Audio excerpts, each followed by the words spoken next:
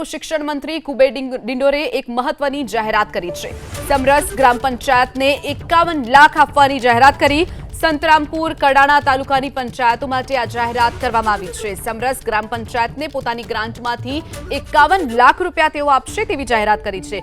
જો જે પણ ગ્રામ પંચાયતની ચૂંટણી યોજાવાની છે તેના પૂર્વે જ આ ગ્રામ પંચાયત સમરસ બની જાય તો તે ગ્રામ પંચાયતને પોતાના જે ગ્રાન્ટ છે તેમાંથી 51 લાખ રૂપિયા આપવાની જાહેરાત કરી છે। અન્ય જિલ્લાઓમાં પણ કેટલાક મંત્રીઓ અને નેતાઓએ પોતાના જિલ્લાઓની જાહેરાત કરી છે, પરંતુ 51 લાખ રૂપિયાની જાહેરાત કુબેર ડિંડોરે કરી છે।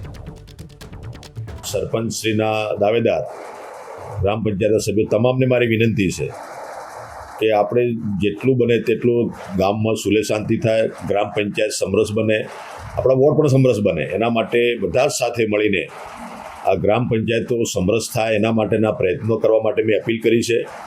અને સાથે સાથે મેં સોશિયલ મીડિયામાં પણ મેં જાહેરાત આપી છે કે જે કંઈ ગ્રામ પંચાયત મારી વિધાનસભામાં વોર્ડ સહિત સમરસ થશે અથવા કરવામાં આવે તો એના માટે વિશેષ જોગવાઈ કરીને હું 51 લાખ રૂપિયા એ વિશેષ પુરસ્કાર રૂપે વિકાસના કામમાં આપવાની મેં જાહેરાત કરી છે।